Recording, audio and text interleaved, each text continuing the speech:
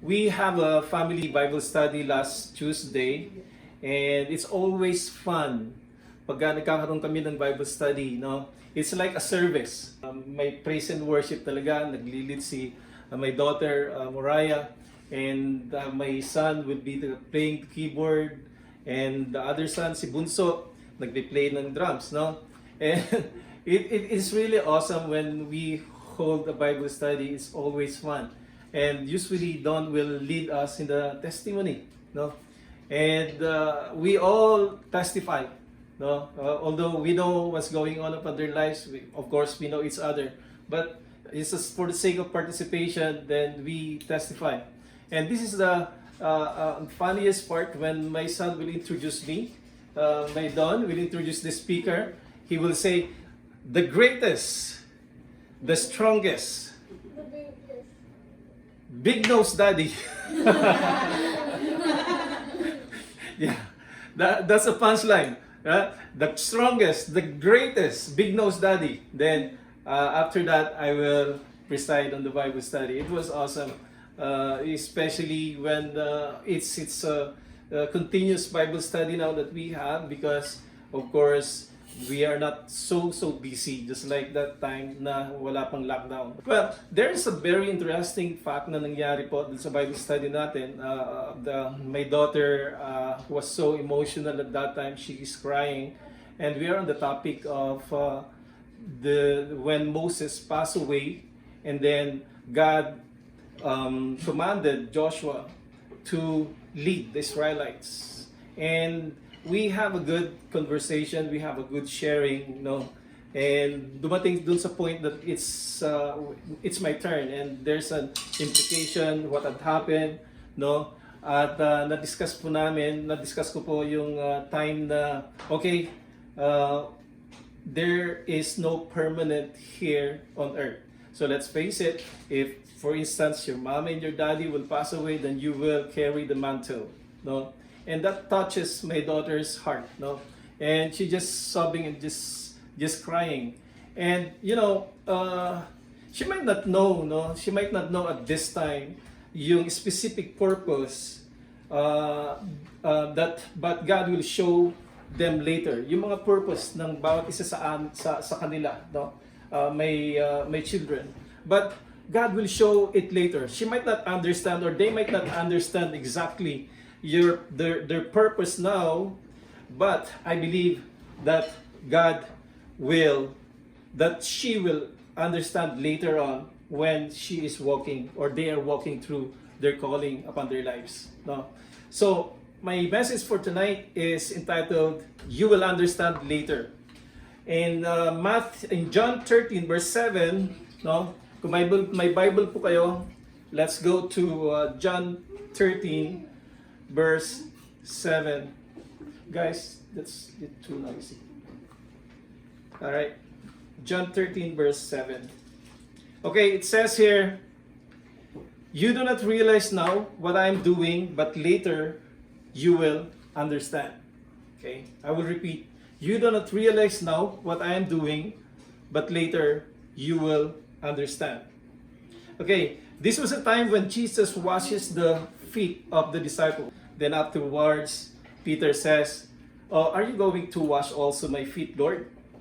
And then the response of Jesus Christ to Peter says that, "Yes, I will wash your feet. You do not realize now that I am doing, but later you will understand."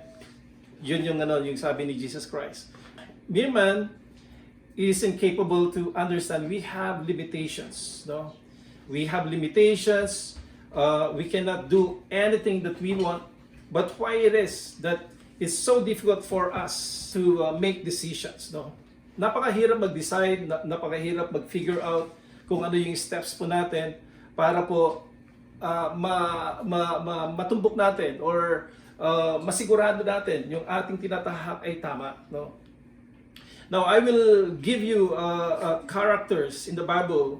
We will try to discuss those characters in the Bible who were called by God but didn't have the full details of their mission, no? Hindi nila alam kung anong detalye Hindi nila alam kung those characters doesn't know when. Hindi nila alam, they don't know where or saan, kanino. They don't understand, they don't know how to get there. No? So, umpisan ko po at this time for the life of Noah. Or, he has a when problem. Alam mo si Noah, meron siyang problema which is when problem. Makikita po natin ito sa Genesis 6:13 to 14. So God said to Noah, I'm going to put an end to all people, for the earth is filled with violence because of them. I am surely going to destroy both them and the earth. So make yourself an ark. Genesis 6:13 to 14. Noah, when he was warned about an impending destruction or disaster that will come, sabi ni Lord, okay, because of the wickedness of the people, I will wipe all humanity. No? So, you will build me an ark. You will build me an ark to save your family. Sabi niya kay Noah. Do you know that he finished the ark for 120 years? 120 years, napakahaba, no? Yung kanyang ginugol para matapos ang ark, no? Can you imagine how many generations is 120 years? Kasi nung ginugol ko, 120 years is equivalent, one generation is equivalent to like 25 years. Kung yung ina from the beginning, ay from her birth until she bear a child, that is one generation. Pagka yung kung nanganak siya, that's the second generation. Pagka yung anak naman ng anak, that's the third generation. So if 120 years is almost 5 generation, you could imagine, no? Yung iba na nakikita si Noah na nagbibuild ng ark na namatay na rin, no? It was so long to build that ark. But there's no sign of storm. I could imagine na si Noah, he been ridiculed by people. He been laughing stock or talagang kinakantsawan siya palagi. I could imagine those things. Kasi at this time, hindi ang tagal bago natapos niya yung ark. No?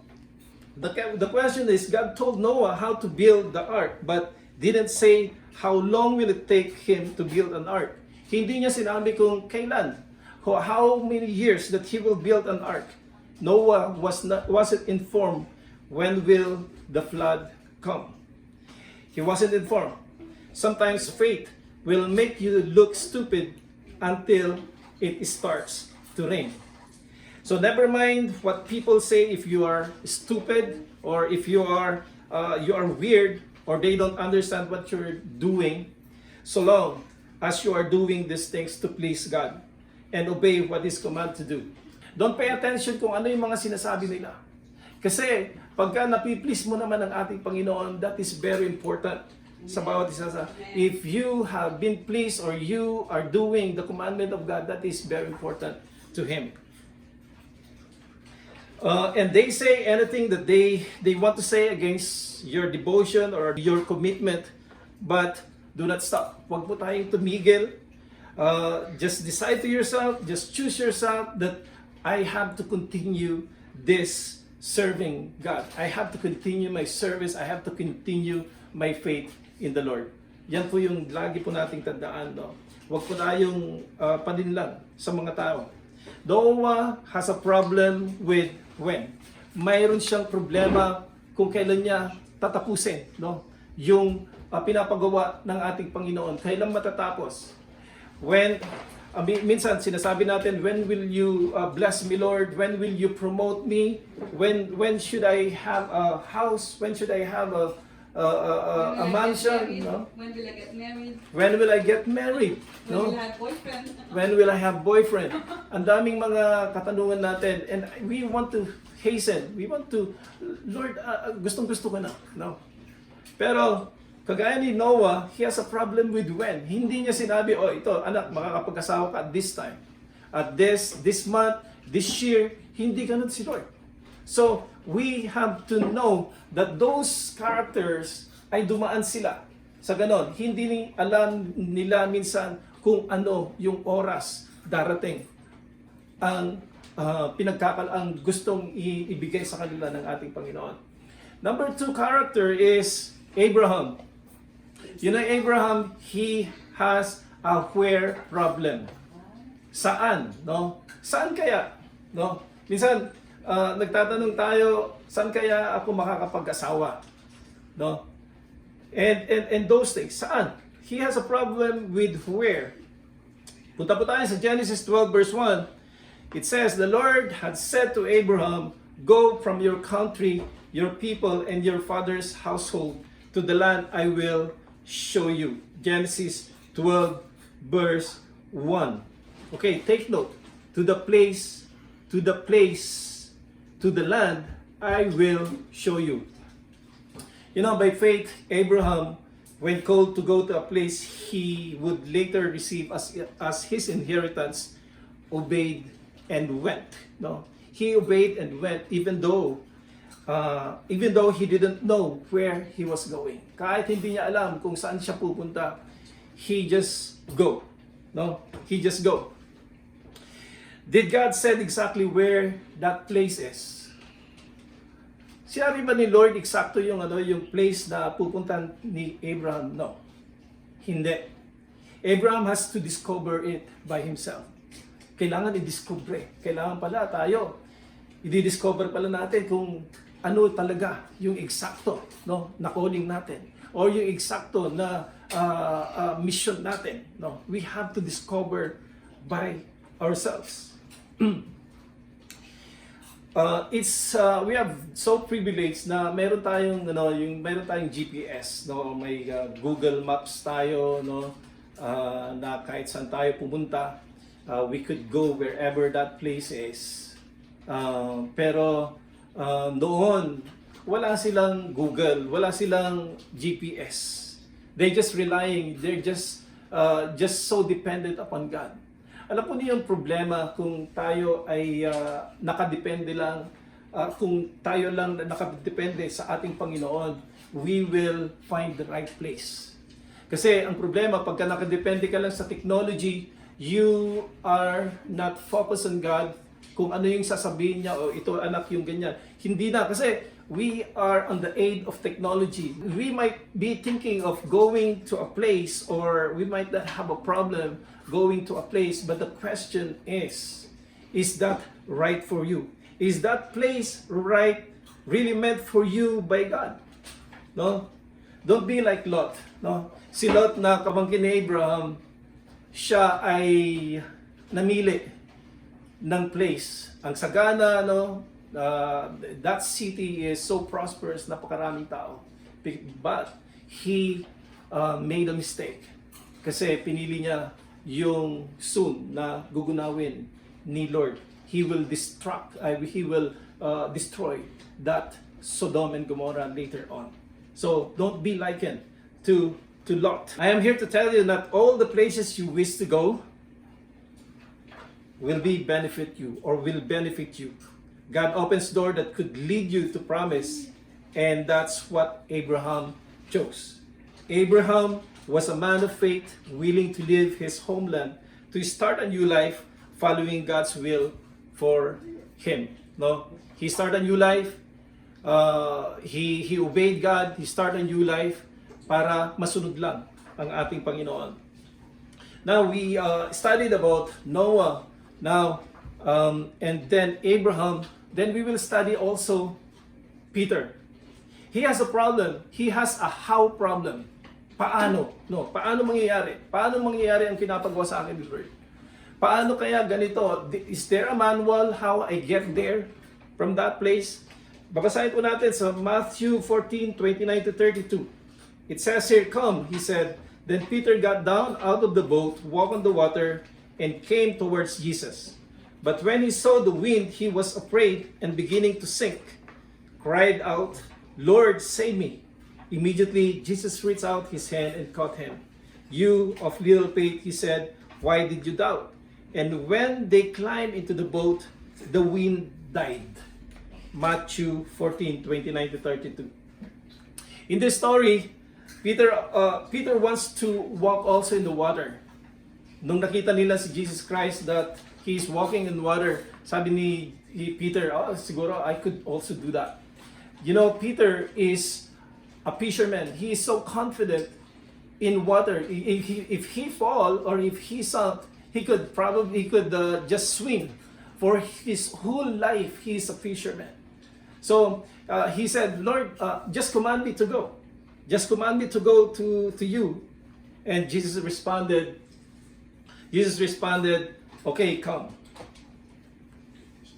Peter doesn't have a problem with time, place. He doesn't have Peter doesn't have a problem with time, unlike Noah. Peter has no problem with where, unlike Abraham. Kasi, alam na niya where in that, to go to Jesus Christ, no? And that time, it's not that long to reach and walk with Jesus Christ. He doesn't have a problem with that. The only problem of Peter is how he will walk on water, how he will get from point A to point B. No? Now, in the story, Peter was considerable distance to going and he's walking towards Jesus, and then he saw the wind. He saw the waves. Then he beginning to sink. And then he is asking for help. Lord, help me. Jesus, help me. And then Jesus helped him. He held his hand and lift him up at that time. Now, Peter, if only Peter was warned by Jesus to not look on the waves. Kung winarningan sana ni Jesus si Peter na okay, kung ikaw anak ay naglalakad sa tubig, huwag kang titingin sa alon. Huwag kang titingin huwag kang matatakot. Don't worry of the wind. Don't worry of the waves. Basta focus ka lang sa akin. Pero ang problema, hindi siya sinabihan ni Jesus Christ how he could walk on the water. If only Peter knew about that, then he could possibly go straight to Jesus Christ. He should have successfully reached Jesus without having no problem. Di po ba? So ang ating buhay kagaya ng tatlo. Kagaya ng tatlong character na binanggit ko. We have sometimes a problem. What time? Minsan hindi natin nahihintay ang ating Panginoon. We lack of patience. No? And then we have a problem sometimes of where. No? Minsan pinapangunahan na lang natin ang ating Panginoon kung ano yung maganda, yun na lang. No? Hindi na natin sinusunod yung tama talaga, no? Kung ano talaga, anong lugar, anong place, no? We are not directed towards the will of God, we are directed to our own. So kung saan tayo pupunta, napapahamak po tayo. And sometimes we have a problem with how, no?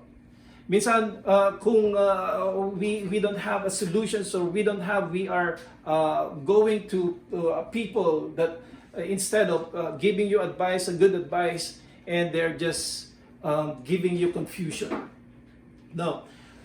So, ngayong oras na to, I will give you key principle to get you to the promise. The key principle to give you to get you to the promise, and this is four key na ginawa ko po, no? By the power of God. Number one is obey and be ready to pursue what God is calling you. Number one is obey and be ready to pursue what God is calling you. Anong ibig po sabihin dito? You need to be ready means you have to stay connected. You have to stay connected and in tune with God. Yan po, no? Stay connected and always in tune with God always. When God called you to do something, stay committed. Stay faithful. Stay committed. Napaka ano po yung commitment, no? Or faithful. If you are saying about faithfulness, commitment, you have to be consistent, no? You need to move on and obey what God wants for you. Napaka-importante po 'yon. Kailangan po tayo ay gumalaw, no?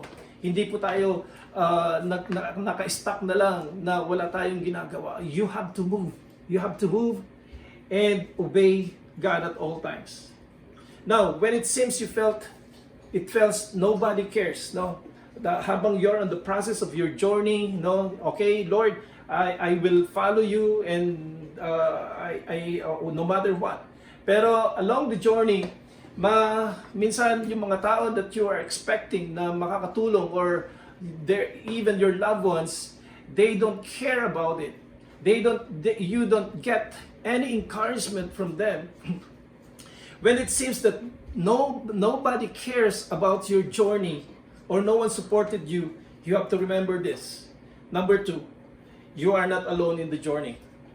Hindi ka nag-iisa sa iyong lakbayin, kapatid, no? God who wants you, you have to understand that the one who called you to do a task is with you. Yung tumawag sa iyo para sundin, para gawin yung isang bagay, ay siya rin yung sumasama sa iyo. Siya rin yung kasama mo. God Himself who called you is the one who is accompanying you. What is this imply? Kung ang Panginoon ay sumasama o sinasamahan ka ng ating Panginoon, ibig sabihin that nothing is impossible. Walang imposible sa iyo dahil ang kasama mo ang ating Panginoon. Ang ating Panginoon, He won't abandon you, no? He will not leave you. He will not forsake you. So, don't be scared, for the Lord is with you. Okay? God is in the journey with you. Minsan, di ba? Mayroon na lang surprises na there are problems that arises at hindi mo na maintindihan, no? And those problems that arises ay minsan ay nakukonfuse ka. That's a time to activate your faith. That's a time to activate your faith when uncertainties come. You have to activate your faith when uncertainties come. Okay? It's your faith that will bring you towards the fulfillment of calling. At napaka-importante yung pananampalataya po natin. Is our faith is the key. Nobody could please the Lord without faith.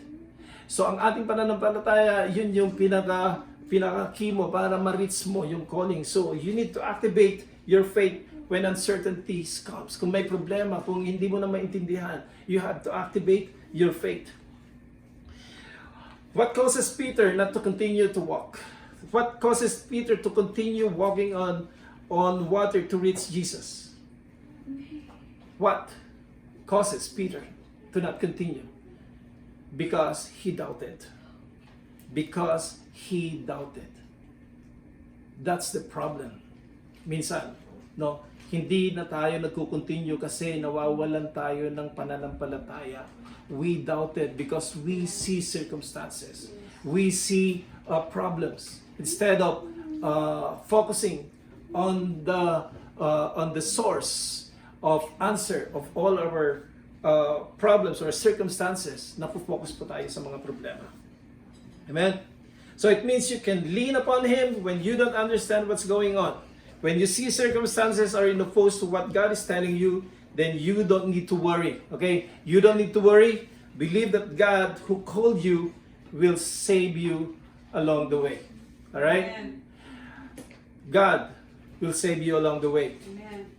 Okay? Pero, kung ang ating pananampalataya, when it seems our faith is weakened, Alam po ninyo, hindi po tayo palaging ganito yung ka-level yung pananampalataya natin minsan, especially when we're in the battleground. Okay? Lagi po nating tandaan, we will go in the number 4 key. You have to move on and take courage. Blessing awaits at the end. You have to move on. No? Kailangan, you have to move on and take courage. Kailangan lumaban po tayo. Take courage. Palakasin po natin ang ating sarili. Dahil blessing will awaits us at the end. Okay? Remember this, you will not understand everything you encounter in life.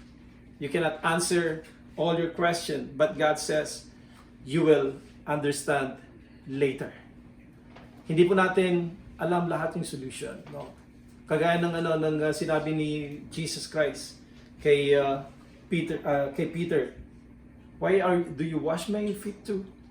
Sabi ni Peter kay Jesus, yes, I will wash your feet. And this you will understand later. Ipapakita ko in due season kung anong ibig sabihin nito. Sabi ni Lord. No?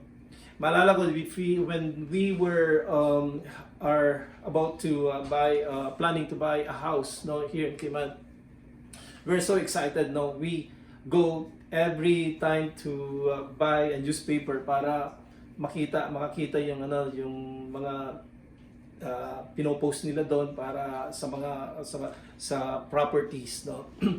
At we just saw this property at napakaganda naman yung presyo, hindi pa umabot ng 100, no. And we are that time so excited, palagi namin pinag-uusapan yon yung house na yon. And ang nangyari, nagbitaw na rin kami ng pera, no? We gave advance para lang ma-secure yung property na yon, no? And at that time, no, grabe yung yung excitement namin, no? Grabe yung namin, yung excitement namin para makuha yung property. Then right at that time, no, something happens. Ang nangyari po, nag-back out yung may-ari. We are so frustrated at that time. We are so discouraged. Kasi alam na namin, makukuha namin eh. We even have a plan kung paano namin i-renovate yung bahay. Pero unfortunately, nag-back out, no? And at that time, because of our frustration, no, we just found out that yung money na dinown namin sa kanya ay ginamit lang pala niya, no, para mabayaran din niya yung pinagkakautangan niya. And then when na-settle down niya, and then she make a way para mabayaran kami. And that's what happened. Ginamit lang yung pera namin. Now, we found out that yung property na yun pala, no, ay walang insurance, no. We found out yung property ay flooded area. Pagka konting rain lang ay talaga namang hindi ka makakapag-park na maayos. Yung parking talagang flooded. Yung septic tank talagang flowing kasi hindi na maintain, walang insurance, no. So, eventually sabi namin, it's good. Napakagaling talaga ni Lord. Buti na lang hindi namin nakuha. Kung nakuha namin, it's a problem. It's a problem. Hindi pa namin may bebenta kasi wala namang insurance, no?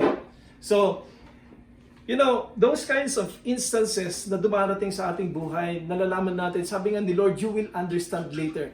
You might be fret or disappointed, discouraged, bakit hindi binigay ni Lord yung aking gusto, no?